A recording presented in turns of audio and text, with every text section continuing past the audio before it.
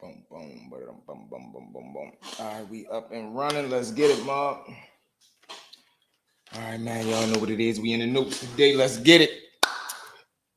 We are back up and running. Let's get into it, man. We got another one over here. Y'all know what to do, man. As y'all flying to the chat.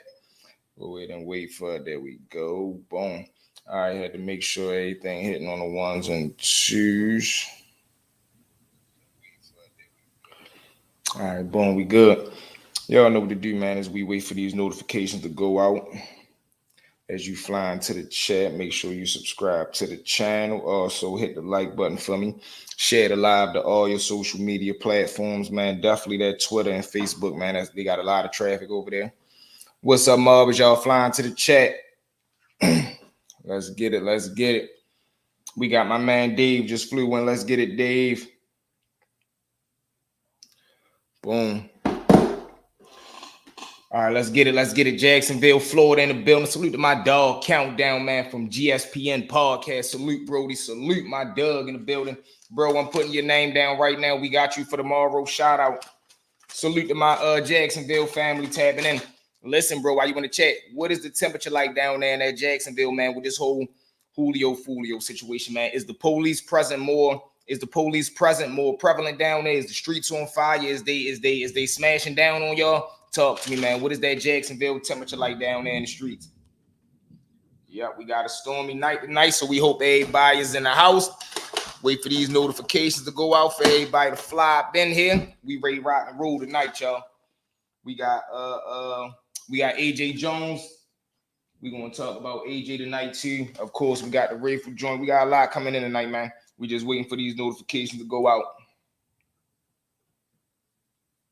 Also, man, follow us on all social media platforms. Stories _with V, man. That's TikTok, Twitter, Facebook, and IG. We on all of them. We also got the lines open. My dog Ray calling tonight. Tripping. There we go. There go my dog. There go my dog, Brody, bro. We got you coming up first. We just wait for everybody to fly into the chat. I was just ready to announce we got my dog coming back up, man. Ready to run another crazy story for us. Y'all know what it is. We locked and loaded tonight, y'all. All right, boom. We got the band up there. Boom. Boom. West, North, and Northwest Jacksonville are on fire. Listen, man. I know they got that Jacksonville on absolute smash right now because, listen, man, y'all up under that tension. Y'all up under that tension right now. What's up, brothers? We got my Doug Cape that's just flowing to the chat. What it do, Brody? We up and rolling. We ready to get the first call in of the night coming in, man. Y'all know what to do as y'all file into the building. And as y'all fly into the building, make sure y'all smash that subscribe button for me. And also hit that like button for me, man. Yes, Decatur in this BI. Listen, man, salute to my dog Tiger, man. One of the very first subscribers that we had. Tiger, you know I never forget. Always salute, always appreciate you over here at the Mob, man. A1 Day 1 member. Salute. Speaking of A1 Day 1 members, man, make sure y'all jump on them memberships. We got a lot of new members just joined in. We got my Doug Young Soul. We got Giddy. We got She Bakes It Love. We got Megatron. We got a couple new people that jumped on the memberships, man. So make sure right now they $4. Jump on them memberships, man, and tap in. Yo, we got my Doug Glow just flowing to the building. What it do, family? I'm on the south side, less problems, but still problematic. Yep. I be in the OD in Glen Burnie. Okay. That's what it is. That's what it is. Salute. All right, hey, Trip, we ready when you ready, bro. A1 Day 1 for sure. You already know Tiger. We need you to get that membership too. They $4. Go ahead and knock that membership out for me. I'm tapped in tonight. There go my dog Geeka just hit the building. You know what it is, man. We got them true outstanding members in the building tonight, man. So listen to me. I got a question in the chat, man, before we kick it off. Trip, you can go ahead and call in whenever you're ready, Brody, bro. Who was bigger, man? Rayful or Big Meech? Jump in the chat and let me know right now. Because I was having a debate today, and I had seen something that came across my timeline. So you know I gotta bring it to the chat. Who was bigger? Who was more powerful? Who drug run was more bigger? Add the number. All right, the number right there on the screen, Brody, bro. 44. Oh, I got you now, my Trip. I got you, bro. 4. Who was bigger, man? Meech or Rayful? 677-7196. Boom. There we go, right there. who had a better run, who had a better organization, who had a bigger organization, and overall in the end, who stood taller. We know the stood tall part gotta go to Meech. But other than that, man, who was Rayful a bigger figure in Washington than Meech was in Detroit? Jump in the chat and let me know. Because I wanted to get that question out all day. My Doug Trip right here calling in too. We rocking and rolling. Whoa, I already know that's my Doug right there. Let's get him. Oh, yeah, man. What's going on with y'all, man? Y'all know what's up. Y'all know who that is. That's my dog right there. Hold on, Brody, bro. I'm setting you up right now. Oh, yeah, take your time. All right. We in here. All right. Go ahead. All right. Say something real quick, bro, so I can see how the sound is. Yo. All right, how we hit? Hey, jump in the comments, y'all. Let me know, is the sound good? Can y'all hear bro good? Rayful had more money, but Meech got more popular name. Hey, Trip, who you think was bigger, bro? Meech or Rayful? Even though Rayful was a rap, but who was really like bigger? I'm gonna honestly say Meech. Okay. Meech was plugged into too much. Not even just drugs. He was plugged into the industry. Real talk. He definitely was. Too much. Yeah, he had too much going on. God. He actually wanted to take over America. That's why I always say Meech was a little. He had that mindset, man. Absolutely. All right, they say you good, Brody, bro. Go ahead. It's your time. All right, man. So following that story I told y'all yesterday, I've been out doing, you feel me? Since I got out of that jam, got home, you feel me? Found the girl, she my fiance now. Right. Had a daughter and all that. Working up John Hopkins at the time.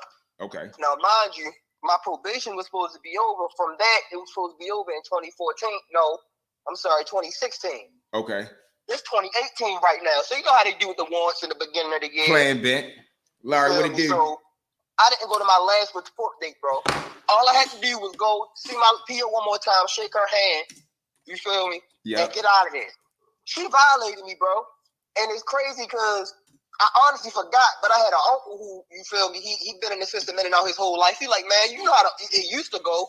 You had one more report date. They ain't worry about that. You ain't getting in trouble. You should be good. I wasn't, bro. I dropped my daughter and my girl off at her cousin's house. I was selling weed at the time too. I had about like an ounce on me. This was 2018. I had like an ounce on me.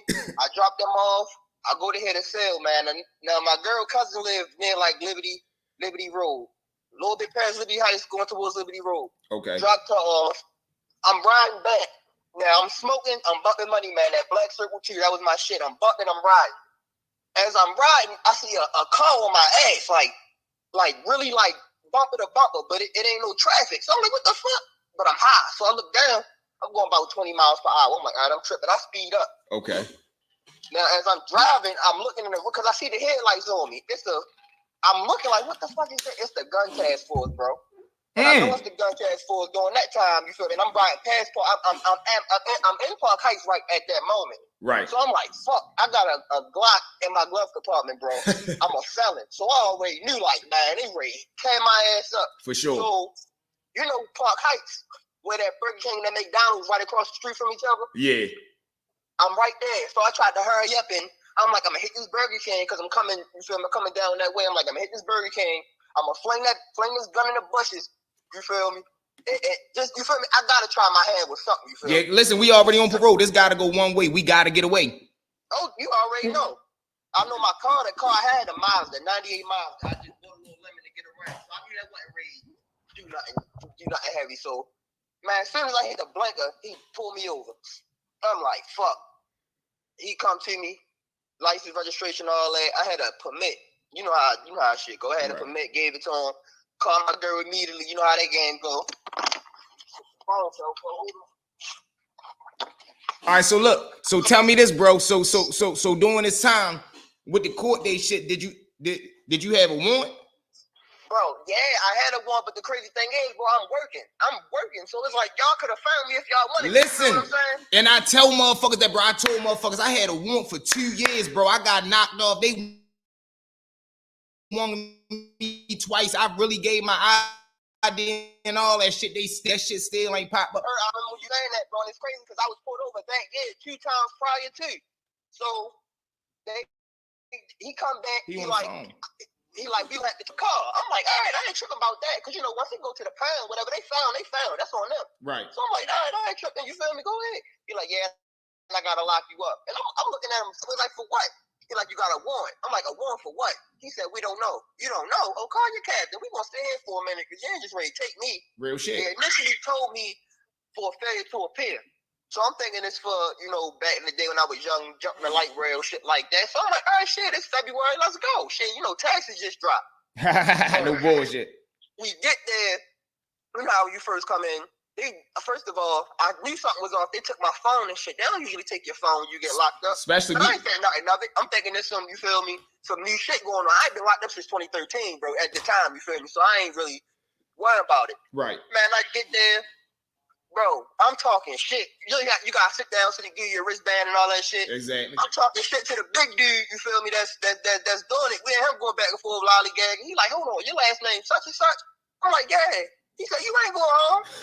I'm like, shit. He said, nigga, why you think everybody got on a wristband but you? Right.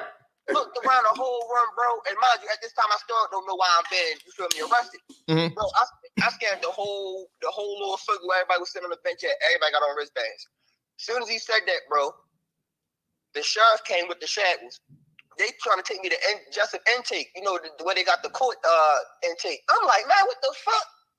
Don't know what's going on still. They basically, I ain't see no commissioner. And this is all news to me because, you feel me, from what I'm used to, this ain't happening. Right. But listen though, that's how they knocked me off because I had the warrant, right? But when they end up knocking me off, they released me for the hand-to-hand that I got booked for, but they like, listen, it don't matter because you got a city hold on you anyway, and I ain't see no commissioner or nothing. They just like, it say whenever we catch you to hold you until the judge that put you on probation come see you. I mean, till you get back in their courtroom. I'm like, man, bitch. Mind you, I told you I robbed a few state's attorneys, bro. Mm-hmm. Mm-hmm. I had Barry Williams as my judge, my probation judge. Now, if y'all don't know who Barry Williams is, he had the Freddie Gray case. Right. You know what I'm saying? My case was high profile at the time. Okay. So, man, basically, I ain't see no commissioner or nothing, bro. They tried to send me to Jessup. I told them I had asthma.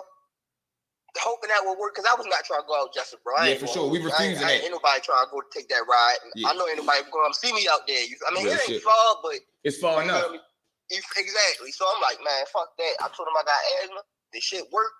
You feel me? Because I do got asthma. It worked. So, you feel me? It is what it is. Now, this is when I hit Ford Center, where the dorms and shit at. Okay. Because at this time, like I said, I'm a still side baby. So, you feel me? Last year I got there was the year they shut the jail. The next year they shut the jail down. All right. Well, look. Explain this to the mob. Explain to them the difference between Steel Side and Ford Center, like how Steel Side is actual up and running and shit like that compared to Ford Center, where as though you basically fighting, you waiting to see what the fuck going on for real, more so. Exactly. So Steel Side basically they had a lot of jails open, a lot of jails within East Baltimore Street. You had JI, you had Annex, you had WBC. Yeah, I'm about to say that's when the Annex was still open. Yep.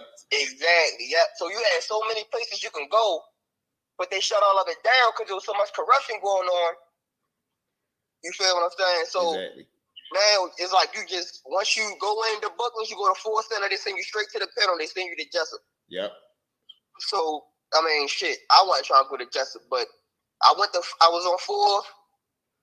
Well, you know how that shit go. 4 North, one of them. The first time. 3 North, 3 North, 3 South, 3 Center, 4 North, 4 South, 4 Center. Right. But I stayed on the 4. So I think I went from 4 South to 4 Center. Okay. When I got to 4 Center, bro, it was lax, but it was a dorm. So it was real lax. But it's a lot of young kids at the time, 2018, I'm 30 now. So yeah, I'm about 24. Okay. At the time. So I'm a little seasoned. During the time that I've been there, I know how to move. I know how, you feel me? I know how everything go. Okay. But, you know, during that year, everybody was getting locked up. My homeboy, you feel what I'm saying? He got locked up too. You feel me? So, just like you, bro, I'm from Zone 29. You feel me? I'm from Emerson Village. So, you feel me? You know how it is. You ain't see nobody in a minute. You run into them, see how they doing, but I can't really fuck with him because I don't know what he into type shit. Real shit. So, you feel me? I see him. I keep it pushing. I'm watching. It's dorms. I don't sleep for 2 days when I'm in dorm areas. I need to see how everything moving. Right. I want to see who got what, who doing what. who on that bullshit, who ain't on that bullshit. And plus, I can't sleep around niggas I don't know off the break anyway. So this whole time I'm up and I'm watching. Now, I get there on a Tuesday. Okay. You know what I'm saying? It's a lot of young little brothers down there, and it's a lot of old Muslims. So I say I'm the youngest Muslim. Okay, so look, let me stop you right there.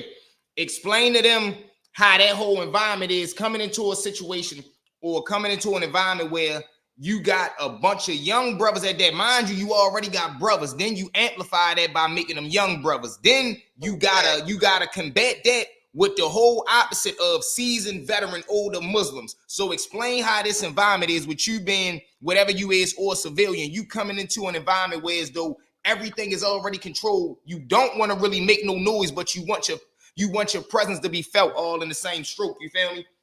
Exactly. And I tell motherfuckers that's some of the worst emotional feelings to go through because you like, man, I ain't trying to just start nothing, but I definitely want motherfuckers to know I ain't going for nothing at all.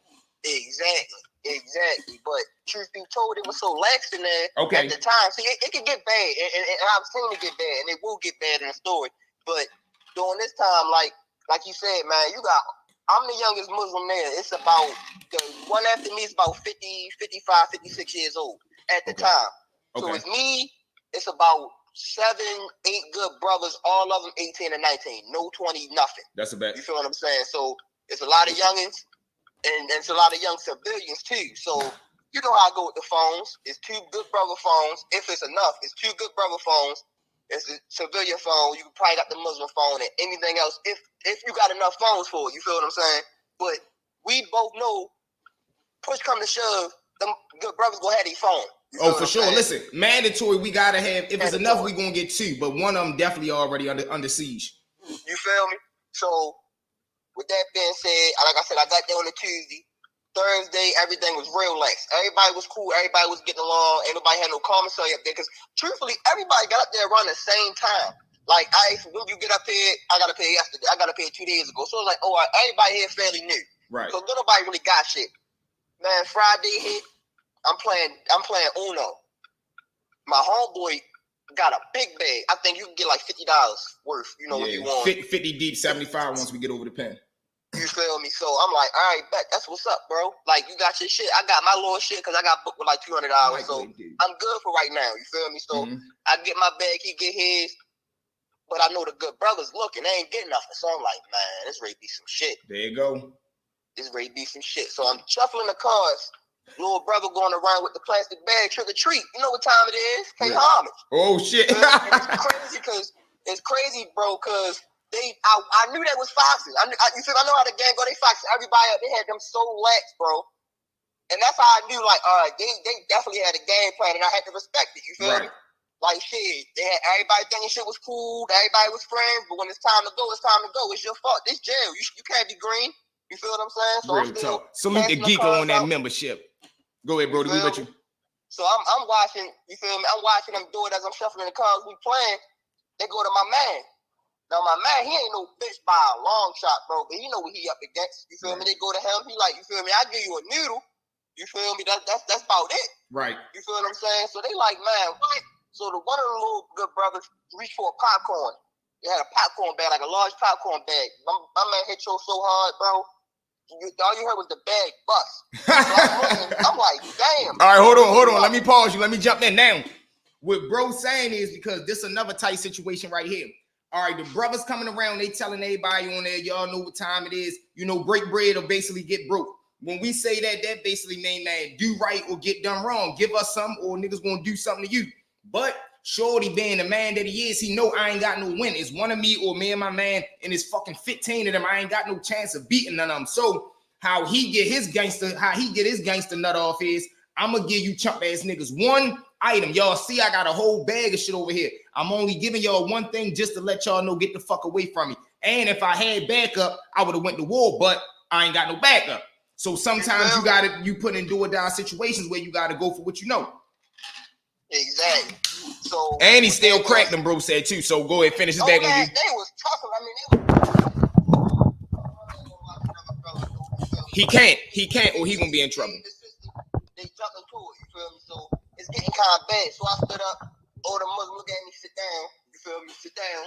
I sat back down, you feel me? But I'm pissed. I'm ready to put it in the link. We can't start no war between, you feel me, especially over those pavilions. We can't start no war, you feel me? But that's my man, even though I got to see how he moved first, not during that time type, like, see how he was gonna move in that situation. Just, you feel me? You don't know how a nigga act over that jail. Nigga's totally different, you feel me? Real talk. I'm saying that, I'm like, damn, like, he held his own.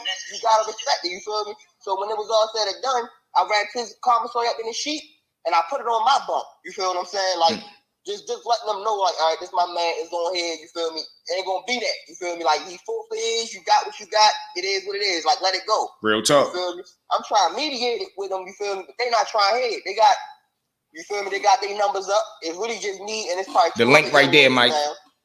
Go ahead, we with you. It's getting a little bad. So that night, I don't know if they thought I was green or, you feel me? Because I wasn't rah-rah. I was like, I was a bitch-ass nigga or something, but they start putting the towels over their head. Now, I'm going to explain this. When they putting towels over their head, everybody got to wear yellow. Jumpers. Probably got a white t-shirt. Yeah. When they putting them towels over their head, you feel what I'm saying? When a camera see, all they gonna see is them towels and them yellow jumpsuits. They don't know who doing what. Exactly. You feel me? They face covered. You feel me? So I see them doing that, and they pacing around the dorm. They pacing. Now listen, let me jump in right there. Now, when he say they pacing, this is a chess move for real, because what we doing is we trying to cause confusion. Once we take the jumper off and all you see is us in jumpers and white shirts, and now all of us begin to move, only thing that's going to be able to identify us on the camera is like height and weight. Like, no, that's his tall ass. That's his short self. That's fat butt. I mean, that's fat ass right there. Whoever the case may be. But the whole objective is, if we can get some of us that all look around the same height, same body frame, then we go to strike. You're not going to be able to know who did what, and we're going to beat the ticket or the shot once we get to, do whatever we got to do. Back on you, Brody, bro. Go ahead. So, you feel me? They throwing the towel shit over their head. They walking and they pacing. So, my bunk, you know how it is before stand up. Mine in the back where the shower's at, where the back phone at. I'm in the back. Yep. Nighttime, the lights out. So, I'm looking at them do it, and I'm getting paranoid, bro. I done been stabbed, you feel me, over that jail before. I know anything go, I'm going for broke. I'm crashing out. Real shit. They had a prayer rape. Don't say that. Go ahead. I'm with you. Just don't listen. When you say that, just say like scrape. Say scrape or grape. Oh, all right, bet. It's a prayer. Grape. I ain't gonna say it's just a prayer. Plexiglass up on the wall. I go up till I break the plexiglass off. I go back to the back. I'm about to break it up. Yes, sir. Got to get you a floater. Now listen, we call them a floater because it's plexiglass, meaning it ain't metal, it ain't steel, it ain't gonna ring no alarms, and that motherfucker still gonna penetrate if you put enough force behind it. Like I said, bro. Salute the mic on that membership. You feel me? So with that being said, they stopped. They all come to the back, but they ain't come back there. They basically like, yo, why you breaking shit, bro? Like, what's going on? Right. I'm like, bro, I ain't going for that, bro. I don't know what's going on. I don't know what y'all on. You feel me? Like, just go ahead with that shit, bro. So, you feel me? Like, go ahead. Like, I ain't trying. You feel me? Real shit. Nigga, nothing, but you know, you feel me? You run from this. You gonna have to run until you leave. You feel me? And then that shit gonna follow you, bro. I know how the game goes. So it's basically, you feel me? It's just like the 300 Spartan, you feel me? They gotta get through this hell gate, you feel me? Like, if they really want me, I'm not ready to be secluded in. Either my back against the wall, or, you feel me, I'm gonna make it hard for them to come through type shit. But they wasn't, you feel me? I guess the oldest person, because they ain't have what you call them there. So I guess the oldest person that was there, you feel me, that took on the responsibility, he came back there and hollered at me for real. It wasn't that deep. Shit got squashed, you feel me? It got backlash, but it still was bad, bro. Like, and then, you feel me? I say like 2-3 days later, they already had one phone broke, so it was 3 phones. Then he had 2 phones broke, bro. So now it's the civilian phone and the Muslim phone. That started a whole big thing. Now I'm sitting here like, man, I ain't got time for this shit, bro. Long story short, they do the BCDC move. I go to the pen. I'm in H-Dorm, bro. As soon as I get in H-Dorm, I get there on a Friday. Bro, I go there, I talk to my girl on the phone, I go to sleep. This Friday, I wake up 2 in the morning, my bed rattling. It's rattling. What the fuck?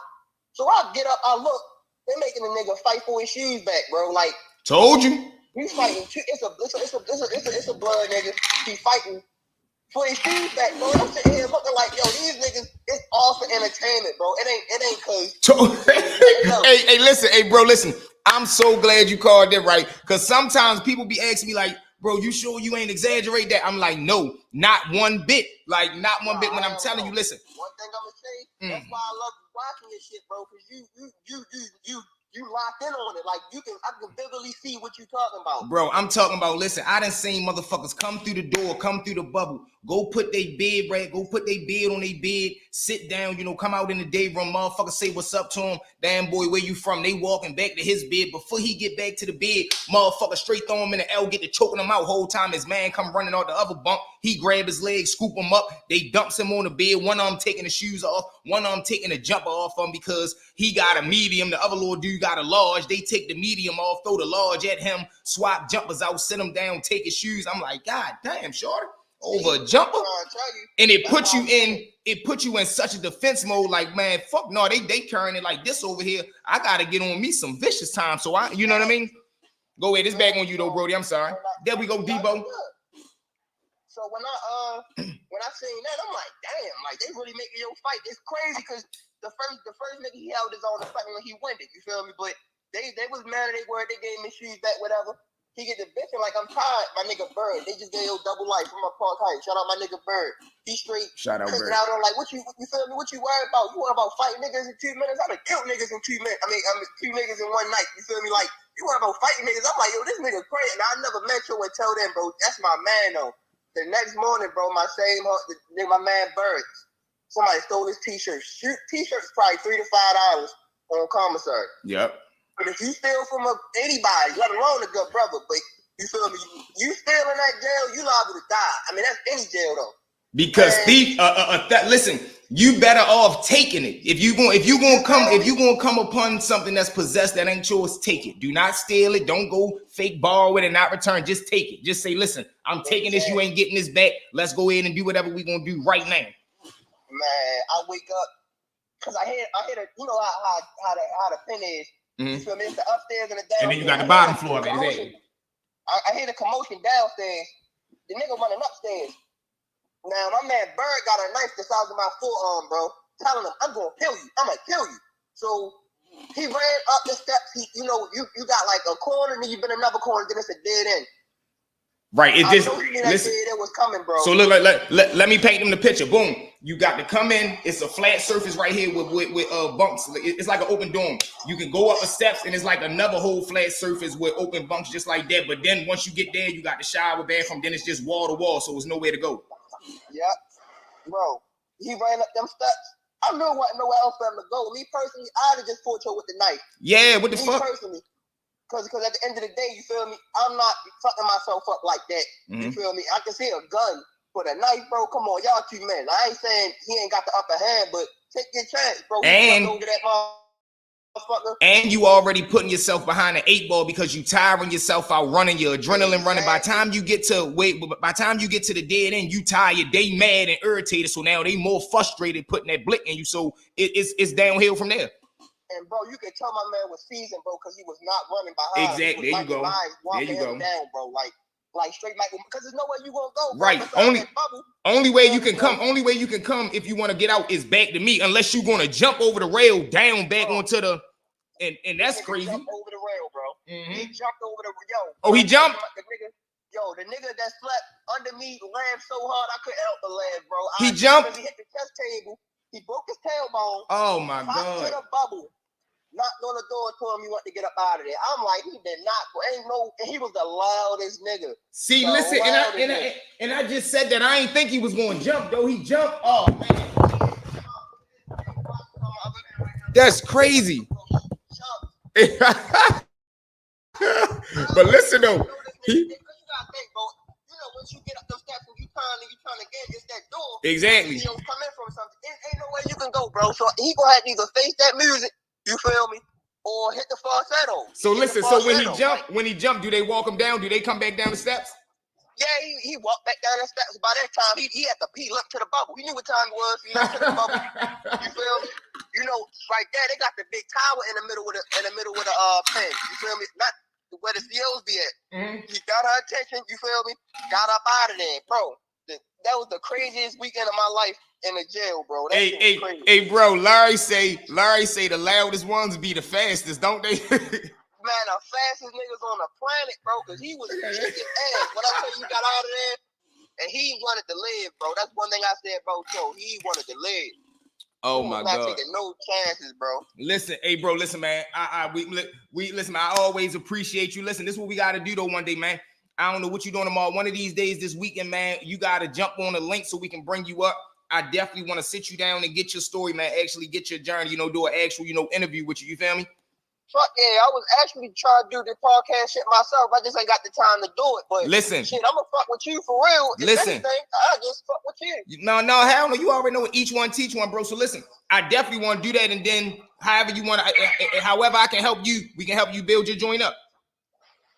Yeah, hell, oh shit, man, that's the bet. We can help build each other. Iron sharpen iron. That's come on, man. Ain't no other way. But listen, we're gonna open the line, see who else tapping. Listen, man, always a pleasure, bro. Salute to you. Heard me, home team 410 shit, zone 29 shit, bro. Love always. You heard me? Know.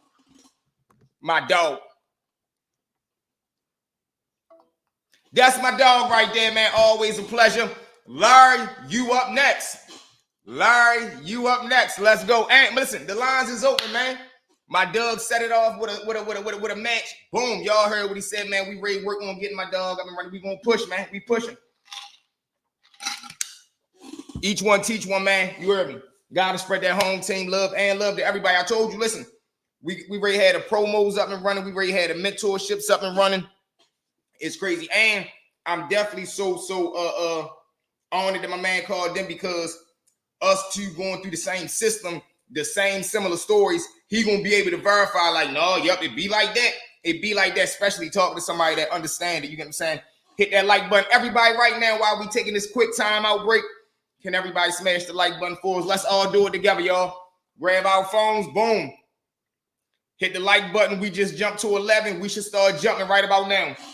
But all right, boom. Let's jump back into the topics at hand. So, damn, he said he jumped over the joint. That's crazy, man. But like I say, I done seen situations like that. I done seen times where motherfucker come on to a unit, whole time he know he done told on somebody. But what it be is, people take the system at face value, meaning when you on a co-defendant or somebody you done told on, of course, just naturally they're going to put y'all on a keep separate list, on a separation list, meaning y'all can't be in the same facility. Y'all not supposed to be on the same compound. Y'all not supposed to be on the same block, nothing. When I was out Towson, we used to have Fight Night Fridays. Mike, call in. You ain't got to show your face or nothing. Can we get one story of the Fight Night Friday? The phone number right there, 443-677-7196. Boom. So the Lord do come on a unit. When he come on a unit, he don't know the person that he told on the block too. So whole time, boom, come that next day, we come out for breakfast. Like I told y'all, when you come out for breakfast, you're going to come into the day room, you grab the trays, and you can do whatever you're going to do. Or they bring the tray to your door, depending on where you at. If you behind the door, they're going to bring it to you. If you out on the dorm, if they just going to push the card in, you get up, everybody go get their tray. So boom, when everybody go to get their tray, the dude who got told on, he spot the motherfucker who told on him, man. He right there grabbing his tray. By the time he turned around, all you heard was his fist hit his face first. When he do that, all you see is the tray go in the air. I'm talking about, we got this substance called base. It's like red Kool-Aid, but it's real thick. It don't taste like Kool-Aid. You got to cut it with water, shake it, make it last, all this, that, and the third. Boom, whole time you see the motherfucking base go in the air, fall on somebody's head. Now, not only is he getting punished by the motherfucker that he told on, the little dude who just got the juice spilled on him, he mad now. He jumps in, just get to stomping him out. Bitch.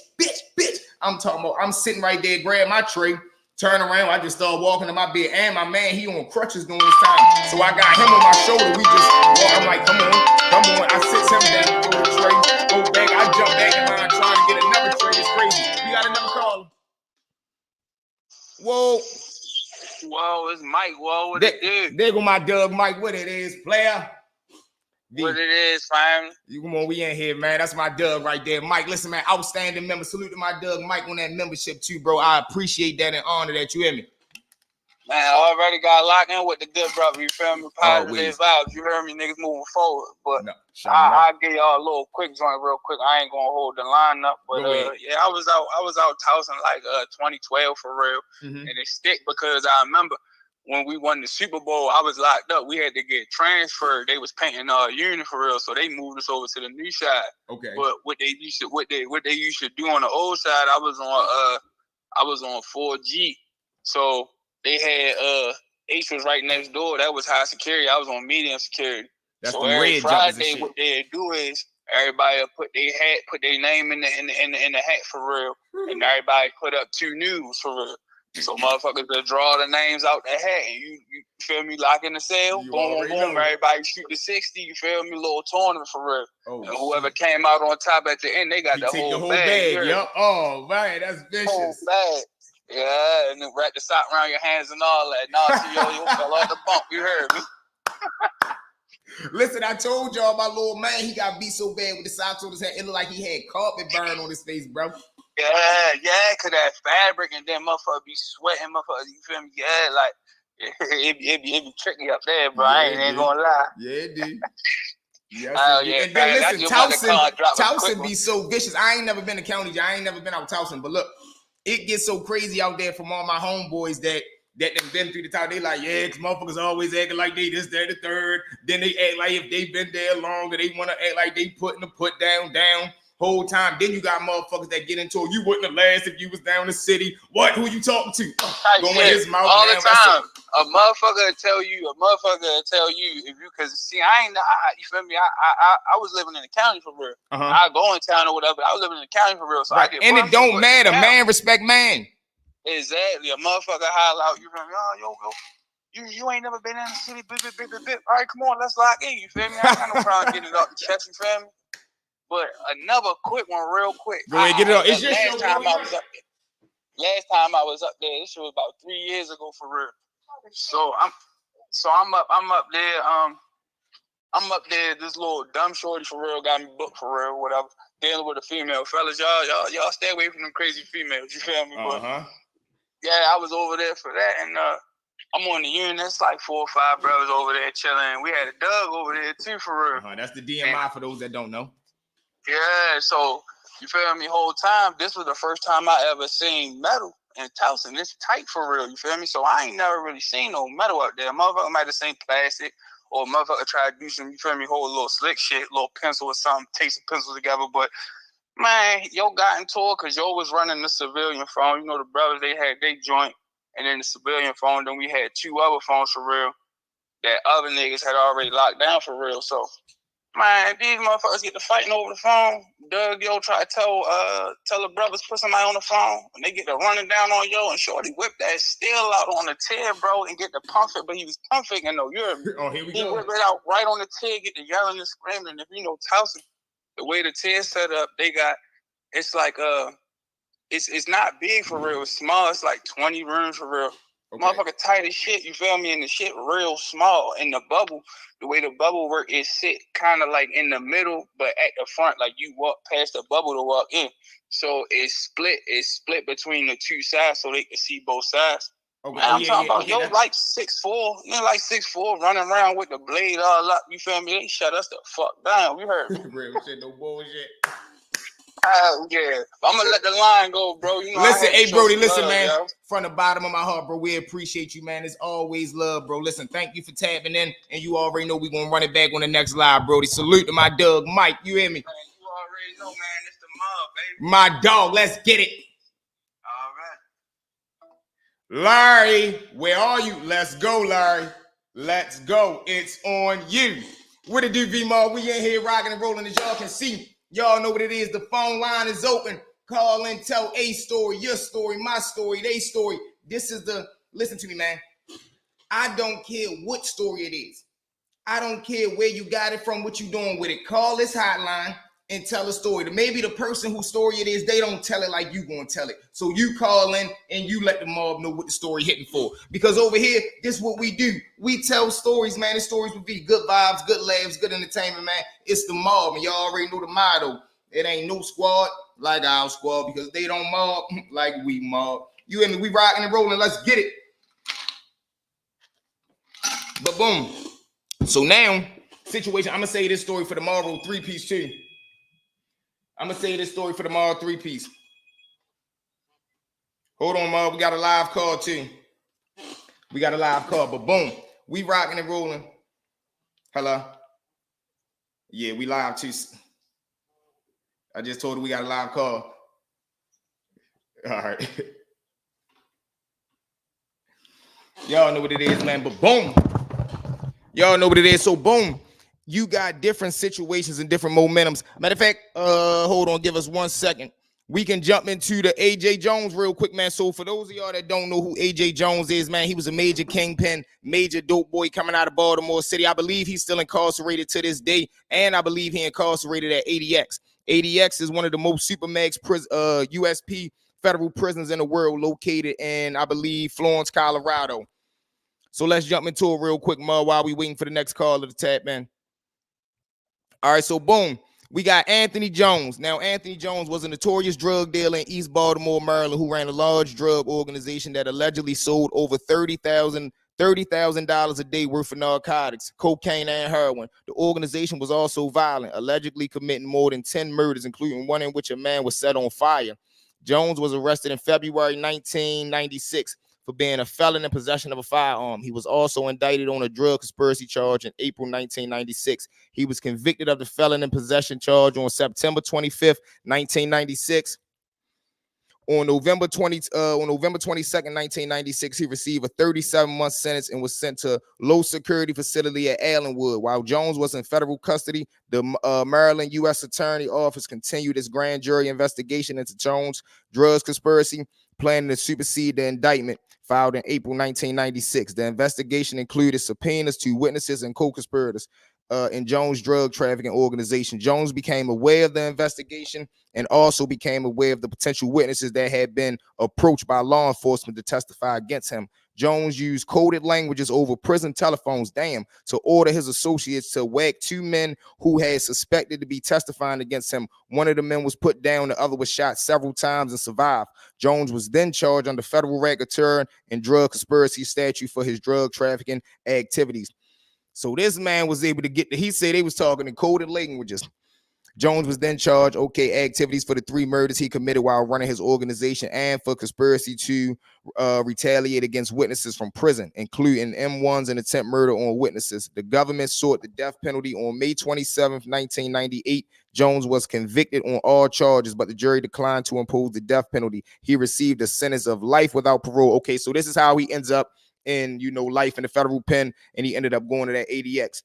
During the course of the OIG review of the way of the BOP handled Jones' case, we learned that even after Jones had been convicted in 1998 of ordering a witness's murder through the use of the prison telephone, the BOP did not restrict his telephone and or visiting privileges, did not enter his name into the central database as a telephone abuser, did not place him in segregation, and did not even write an incident report or administrative segregation on him. In fact, as we described below, the BOP took no action regarding Jones' privileges until notified by the OIJ in the course of our review that Jones continued to enjoy full telephone privileges. See how they always try to do you, man? When they see that the peoples ain't treating you like the rest and they handling you on man time, now they want to put the clamps on you. They want to do this, do that. They just couldn't let my man live. Salute and free my man Anthony Jones, man. Let's rock and roll. Let's smash that like button for us, mob. Also, make sure you tap in on all social media platforms. Stories_with V. That's TikTok, IG, Twitter, and Facebook. Let's get it. All right, hold on, y'all. We back at him. All right, so boom. As noted above, Jones was convicted of being a felon in possession of the firearm, was sent to the low security Allenwood. When he arrived at Allenwood, his file contained information alerting the BOP of his criminal activities that extended well beyond his conviction for being caught with a firearm. Jones' file included a memoranda dated in April 1st, 1996 from the District of Maryland AUSA Jamie Bennett to the United States Marshal Service, in which she noted allegations that Anthony Jones had shot one person and was searching for another to kidnap and murder in the connection with his drug trafficking activities. A second memorandum from the AUSA Bennett to the USMS dated October 10th, 1996 included the statement that Jones is very violent and he will be indicted for the homicide. They was trying to knock my boy off. Upon his arrival in the low-security correctional institution at Allenwood, Jones was placed in administrative detention, as in standard for all arriving inmates, then released to the general population on January 13, 1997. An incident report was written because he placed a 3-way call with his lawyer, then lied about it to the BOP staff member. Disciplinary charges were filed against Jones for telephone abuse and lying, and he received a punishment of 15 hours of extra duty and of loss of commissary privilege for 30 days. On January 17, 1997, Jones was transferred temporarily from Allenwood on a writ relating to his prosecution on drug conspiracy charges, and he was returned to Allenwood on February 18th, 1997. On February 21st, 1997, in a call recorded on the BOP telephone in Allenwood, Jones ordered the murder of his stepbrother, John Jones. According to the recorded call, he first used street language called turgy-worgy to order the murder. In a subsequent recorded conversation, he gave a similar order without code. But make sure you know, this is what they say they recorded him saying on the phone, but make sure you know they do that shit tonight. Fucking idiots. Yeah, man, definitely, definitely. E.T., that nigga John tonight. And no words. You know who else we might have to do. You know what I'm saying? I ain't lying. We gonna have to get that nigga. He already gave a statement, so I ain't really worried about him. The only dude that told on that money was mine, and that nigga John, he's a fucking piece of shit. That's why I say he gotta go. John Jones was shot and put down on February 26, 1997. Within 2 weeks of his death, the Maryland USAO, which was handling the investigation of Jones, sent the Allenwood SIS. That's like the gang police inside the federal prison, the SIS. Within 2 weeks, the SIS subpoenas for Anthony Jones' prison telephone records. In March 1997, while receiving Jones' calls, a Baltimore police officer working on the Jones investigation informed the SIS office at Allenwood, and the government was witnessing while housed in the county jail temporarily on a writ.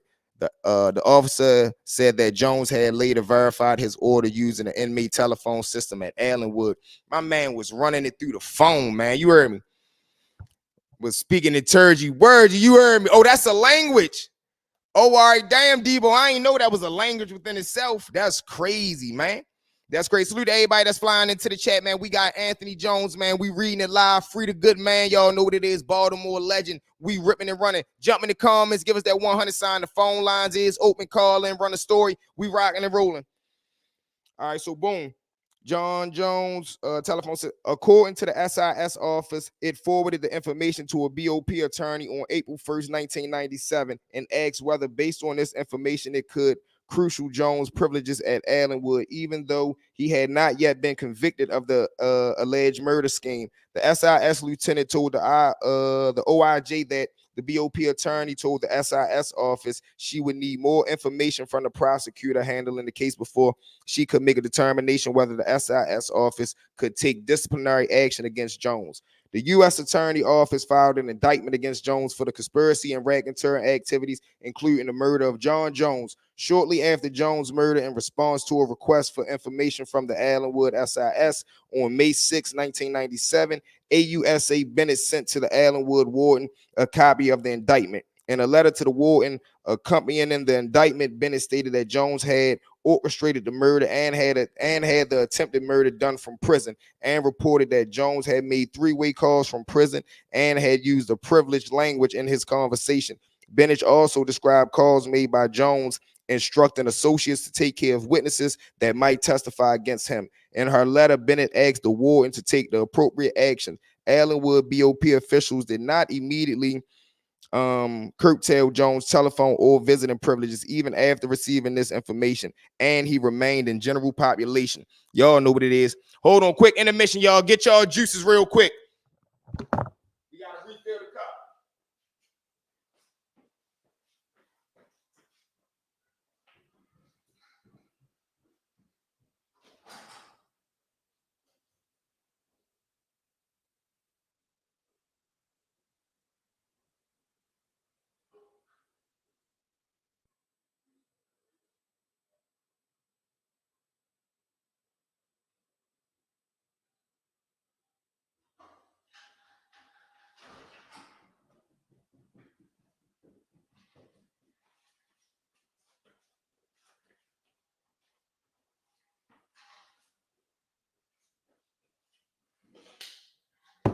All right, y'all, we back. All right, let's get it. Let's go. Was speaking in turgy words. Yeah, he was. All right, boom. So now they say, hold on, y'all, we back.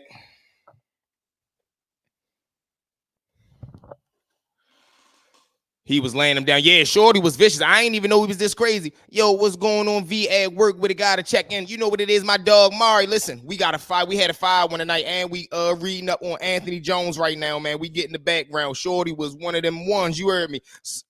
Salute to my dog Mari, man. And Salute to everybody that got them memberships tonight. Again, they $4, man. So tell a friend to tell a friend. Rush over here and support the mob, man. $4 memberships. We also got the Cash App on the screen if you want to support the mob. Also, we got the super chats up here. And y'all know the biggest support, man. Smash that like button and make sure y'all subscribe, man. That's from the bottom of my heart. V mob, let's go. All right, hold on, mob. Let me get it up. All right, so boom. On July 29th, 1997, the BOP Northeast Regional Office sent an electronic mail message to all regional SIS officers reminding them to use security threat group category and Sentry to identify inmates using prison telephone for criminal activity. Despite the reminder, Allenwood SIS staff did not adhere. SIS staff did not enter Jones into the Sentry database for telephone abuse. On July 30th, 1997, nearly 3 months after receiving the information from the AUSA Bennett, Allenwood officials finally requested that Jones be transferred from the Allenwood Low facility to a more appropriate facility. Jones' case manager requested the transfer to a more security facility in the light of Jones' pending indictment and inappropriate use of the inmate telephone system to facilitate attacks and murders on several individuals.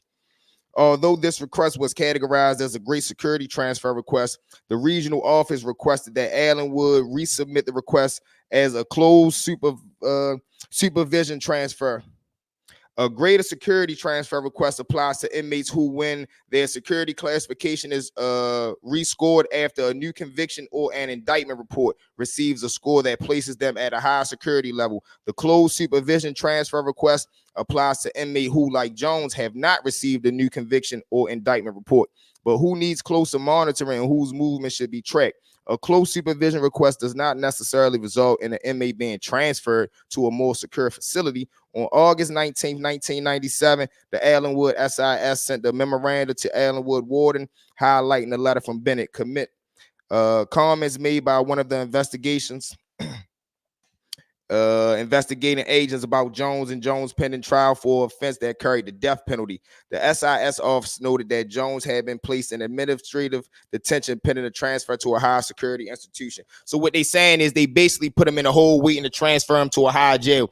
Crazily, he made it to a low. And like I told y'all, the feds work in levels. You got FCIs, lows, medium highs. You got highs, then you got the USP. The USP is the penitentiary. That's where most of the lifers, that's where all the big dogs at. That's where BG was at, Larry Hoover, he in the Supermax ADX. This is where Anthony Jones is at now. Because the only thing higher than the USP is an AdMax, meaning the Supermax penitentiary. And this is where Anthony Jones is located at now, where Larry Hoover and all the good men at out there. That's where El Chapo and them at and all them. All right, y'all, we back in it. Jones was removed from Allenwood on August 25th, 1997 because of his pending trial on murder, kidnapping, and racketeering charges.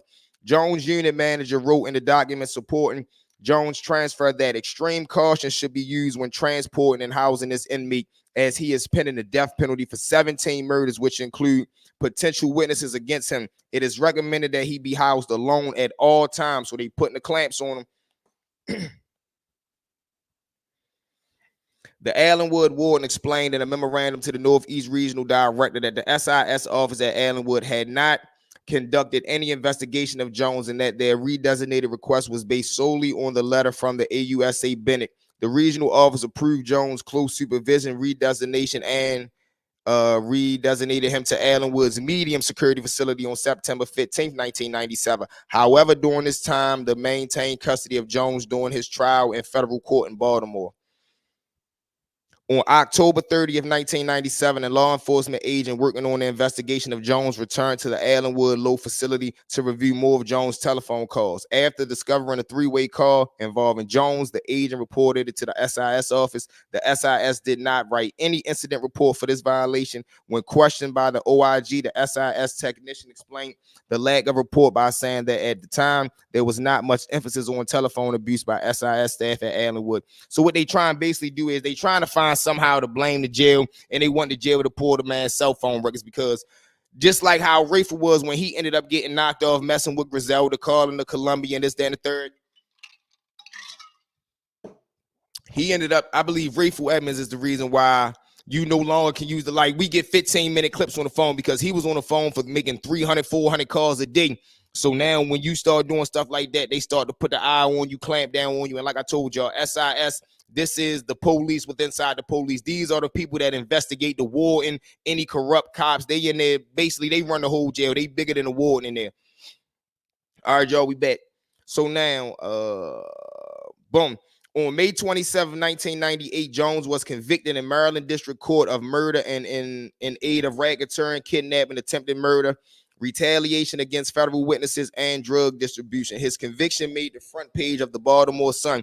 The Baltimore Sun had extensively reported about Jones, writing at least 16 stories about him and his trial.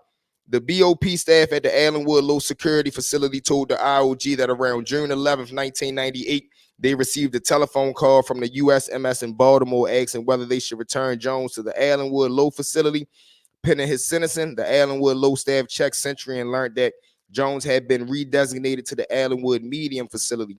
They informed the USMS service of the fact and then collected Jones' files and delivered them to Allenwood Medium. On June 16, 1998, the USMS delivered Jones to the Allenwood Medium facility. However, it is clear from our interviews with staff at the Medium that when Jones arrived at their facility, they were not familiar with his criminal history or recent convictions.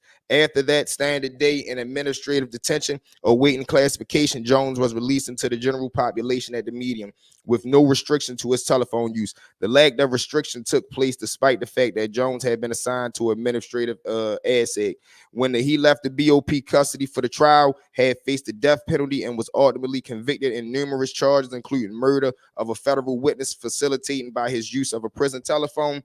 The unit team at the Medium facility, the team of the BOP employees that managed the inmates in a particular housing unit, met with Jones twice after his arrival at the Medium, but apparently never reviewed the information in Jones' central file. Damn, this is how powerful this man was, man. He ran a whole organization from every pen that he went to. So every jail that he went to, he was calling shots, getting motherfuckers hit, doing what he wanted to do, and they definitely they could not catch up with my boy. That's that Baltimore Slickster. I'm telling you. Salute to the home team. Who we got up in the building, though, y'all? Jump in the comments. Let me know who up in here real quick, though, man. Let's get a quick tab, man. Jump in the comments. Let me know who in the building. Also, man, did y'all hear about boss man D-Lo just got knocked off? And this is another situation. Let's take a break real quick. That's another situation, man, that's real crazy these days, man. Celebrities, and I was telling my homeboy this earlier. Celebrities, why is it that when you get to where as though you always wanted to be at in life, you wanted to get the millions of dollars, you wanted the diamonds, you wanted the chains, you wanted the furs, you wanted the cars. Soon as you get this, what is you even doing hanging around the trap? Because from what I seen, they say he got locked up in a trap house, and I don't remember what city it was, whatever the case may be. But what is you even doing in a trap? And the sad part about it is everybody that he was around, everybody that he was hanging with, everybody that he was trying to prove that he was still real. And like they say, that survivor's remorse is real, that survivor's guilt is real. And I never knew that people actually felt like that. I never really knew that you could be you could get successful coming from being fucked up your whole life and then feel like you owe somebody who never did nothing for you some type of loyalty. Granted, if I make it out, I'm always give back and try to reach back, but you're not entitled to do nothing for nobody that ain't did nothing for you. Now, the ones that was there for you, the people that supported you, the people that was down with you, of course, you got to do right for them. But anybody else, come on, man. And then I told him, you hanging in the trap, you know them P's been there. You ain't need no pounds. You ain't need no lean. You ain't need no yerks. What is you doing in the trap? Risking the whole empire. And what is you doing around people that's not thorough enough to tell you, bro, get from around here. You don't need to be right here, bro. Go ahead and handle your business, and we going to make sure everything's straight around here. Or if we want to meet up, we not meeting up at the trap. Now look at it. Ain't no telling what they found when they raided the house. Ain't no telling how much time you possibly facing and your future on hold. And I'm really mad because you in the middle of a hot ass run right now. I'm talking about he one of the hottest things that's out here in the streets right now. Jump in the comments, man. Give me a 1 if you know who Boss Man D-Lo is. Give me a 2 in the chat if you don't know who he is, man. Because at this point, Shorty, one of the hottest artists in the streets right now. You hear me?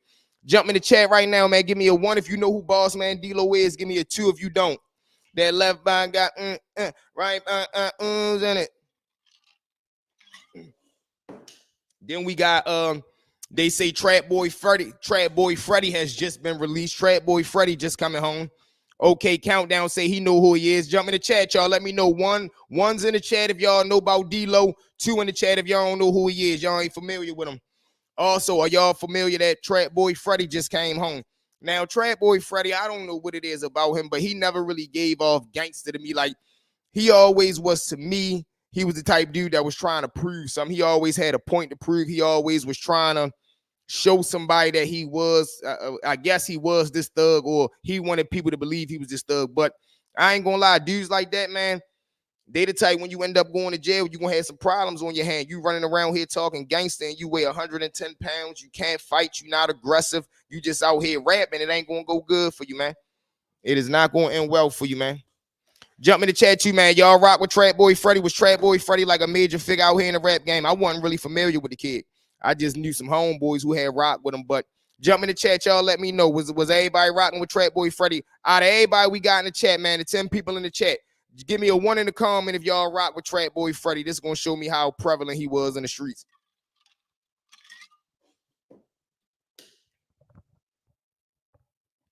Then we're going to jump into the next question, too, with this Rayful Edmonds situation. I had already asked y'all, who do y'all believe was a bigger figure in the streets, Rayful Edmonds or Big Meech? Listen, when you catch this video live, everybody that's going to see this video, jump in the comments right now and let me know, who do you believe was the bigger street guy, man, Big Meech or Rayful? Also, I wanted to ask, where does Rayful go from here, man? Because we all thought Alpo was going to come home and play his street, not, enjoy his life, make it do what it do. And you know what's so crazy? It's rare that these old school dudes who got locked up in the 80s and the 90s, when they go down and do these 10, 20, 30-year bits and they come back home, you would think that they just want to enjoy their life. You would think that they just want to lay back, spend time with the family, catch up on old times. For some reason, these motherfuckers, you know what I think it is? I think the word is actually getting back to the prisons. Like, people on YouTube doing this. Like I told you, the rats are glorified now on the internet. They coming home telling their story, telling why they told, telling who they told on, telling how they don't care. Why? This is the safety net that they play. When motherfuckers come home and they tell, and then they come on the internet and tell, what they basically saying is, I'm letting the world know that I told. So if anybody wants to do something to me, you're going to be up under so much scrutiny because the world know that I'm saying this. And we all know the police watch these internet waves and stuff like that. So if something happened to me, just know you going to jail. And they try to use that as a scare tactic. They try to use that as a get out of danger free card, because they know, like, man, you touch me, you going to jail. So if you ready to go to jail, do what you do. But if not, stay away from me. And this is how dudes like 6ix9ine was able to surface, and dudes like 6ix9ine was able to survive out here. This is why 6ix9ine thought he was cool enough to go to the gym, where them little dudes end up catching his little ass in the bathroom and punishing him. But stuff like that. Crazily, I don't even know. And I wanted to know, I would love to ask Shadi, because Shadi, I think he caught like 10, 15 years. Why? What was it about him that made you believe you could let that young man be a part of your gang? What was it that y'all thought? What was it about him that y'all had faith in him to let him? You know what? We should let him be a leader of this. Nobody in their right mind, no real gangster in their right state of mind would have ever let a dude like 6ix9ine be a part of, even be a part of the mission, let alone be a leader. And look at what ended up happening. He ended up costing the whole organization, man. The whole organization. But y'all know how it is. And then I was talking to another homeboy. How y'all feel? How do y'all believe Tony Lewis feel about this? Because for those of y'all who don't know who Tony Lewis is, that was Rayful Edmonds, one of his right-hand mans, one of his co-defendants. Tony Lewis ended up serving 30, 35 years, and his son fought tooth and nail out here to get him home. He ain't telling nobody, stand up, man, welcome home, Tony Lewis. And now turn around, and I think Rayful beat him home off telling. So how do y'all believe Tony Lewis? How would you guys feel if y'all was Tony Lewis? Do y'all feel as though that Tony happy to see him home? Or he like, man, what type of shit that is, man? We all know Tony gonna be grateful that he home, but I'm saying, though, just imagine everybody that's still booked, the Wayne Parrys, the Larrys, the Larry Hoovers, and them, everybody that's still locked up, and they see the video of Rayful Edmonds home talking about, I'm back better than ever. You know how mad the men is in themselves, man. But also that led to my second point. I was having a conversation with a dude earlier, and he was saying that, do you think with Rayful coming home and being as flamboyant and cocky as he is, do y'all believe that this is going to make more dudes start telling? Jump in the chat, man. I want y'all feedback on that. That was a great question. Do y'all believe with all the attention and all this stardom and fame, whatever you want to call it, that these snitches are getting, coming home, telling their story, doing whatever they doing? Do you think this is persuading more people that's involved in the underworld or that's involved in the street? Is this persuading more people to just eventually become snitches, become rats, tattletales, whatever you want to call them? Because when I was talking to my homeboy earlier, I said, man, I never thought of it like that, because that's a vicious ass point. People are always influenced by what they see. Just like when you see the dope boy out there, the big Doug, he out there with the fly car, the girls, the fly jewels, this, that, and the third. That motivates you, that inspires something in you, that makes you say, you know what, I want to do this as well. So I want to know if dudes that's in the pen hearing about all these dudes coming home, ain't nothing happening to them, ain't nobody doing nothing to them, they coming back out there telling their story, getting a couple dollars. Is this making dudes that's back there behind the wall who've been staying solid? Is this putting second thoughts in their head about, you know, standing on that code?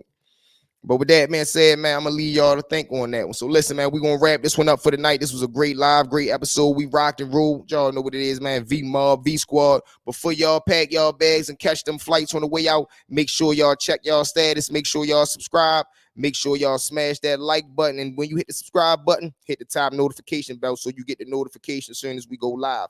Also, tap in with us on all social media platforms, stories _ V. That's social media. That's IG, TikTok, Twitter, and Facebook. Also, what else we got? Jump on them memberships, man. We got 2 new members tonight. Salute to Mike and salute to who was the members for the night. Let's run it back. Salute to Geeko on that membership. Boom. And salute to Mike Penn on that membership, man. Outstanding members, man. Salute to each and every one of y'all. Salute to my Doug who called in the night. Salute to everybody that called in the night and tapped in the night. We will be back up and running first thing in the morning. We're going to do a morning live. We got the evening episode video dropping. And then we got the late night live always around 9 o'clock or 9:30. So make sure you tell a friend to tell a friend. Rush over here and tap in with the mob. All right, y'all. We out of here, man. Salute. It's V-Mob.